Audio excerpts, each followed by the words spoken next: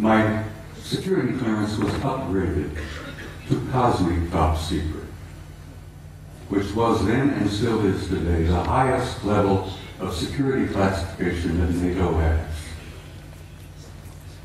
I had to have a cosmic top secret clearance to work in SHOC, Supreme Headquarters Operations Center, the War Room. I was a senior master sergeant at the time, and when I was assigned in SHOC, I was given the job of maintaining the duty roster. We worked on a 24-hour basis, day after day after day.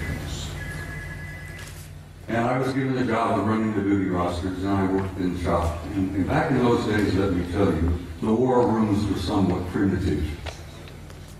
You've seen pictures today, I'm sure, of the control centers of most major installations like SAC in Colorado Springs.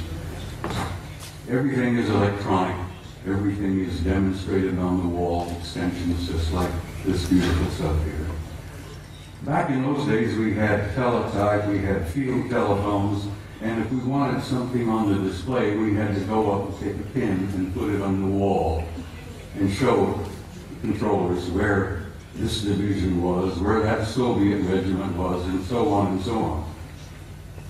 Very primitive. When I arrived in the summer of 1963, I heard rumors about a study that was underway. Now, it interested me because the study was about UFOs. And I was intrigued by that possibility. I was curious about UFOs. I had no idea then what they were, what they represented. But we used to discuss this in SHOC, in the war room. The study was underway. What was it about? What happened? Well, it appears that on the morning of the 2nd of February, 1961, World War III almost began. And it was involved in the flyover of large numbers of circular metallic craft, flying in formations, very obviously under intelligent control. And they would fly out of the Soviet sector in the Warsaw Pact toward the west, in formation, at a high rate of speed, at a very high altitude. And they would turn north over the English Channel, over the southern coast of England, and then they would disappear off of NATO radar over the Norwegian Sea. On that morning of 2nd February 1961, World War III almost began. The Soviets went on red alert. The NATO forces went on red alert. Everybody was, fingers on their triggers, thumbs poised above those red buttons. And World War III was just moments away. Within 20 minutes, it was all over. The objects flew, turned north, disappeared off radar. It was all over. After this event occurred, a British Air Marshal by the name of Sir Thomas Pike, who was a Deputy Supreme Allied Commander in Europe at that time. He was the deputy to my boss, General Lyman Lendisser, an American four-star general who was known as SACEUR, Supreme Allied Commander in Europe.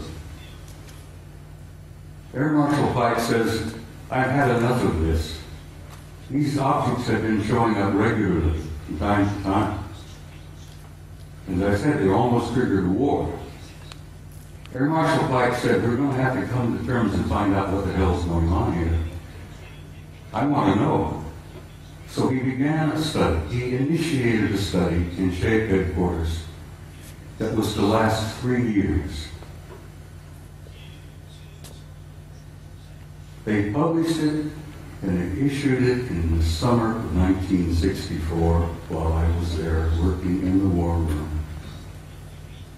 They titled it An Assessment, an evaluation of a possible military threat to Allied forces in Europe. So it had from them title, just couldn't learn very much about that. An assessment, an evaluation of a possible military threat to Allied forces in Europe. I was working in the war room one early morning around 2 or 3 o'clock, and as I jokingly used to refer to it, the coffee was too black to drink. We read all the newspapers, magazines.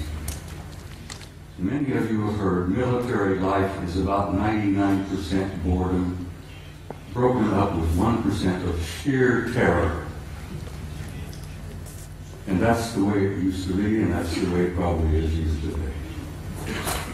I'm sitting there nodding off, and this American Air Force full colonel looked at me and he says, "Wake up." He went over to the vault.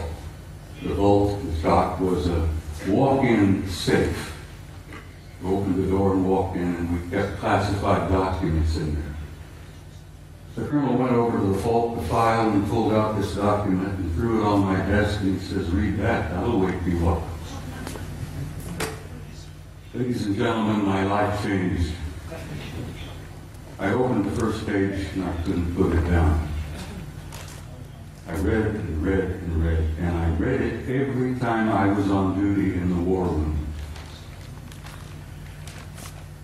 I was shocked, I was stunned by the implications of what I read in that study.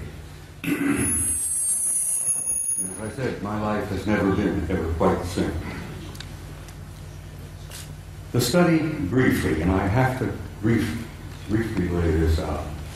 I could talk for 2 hours about this, but the study simply concluded this.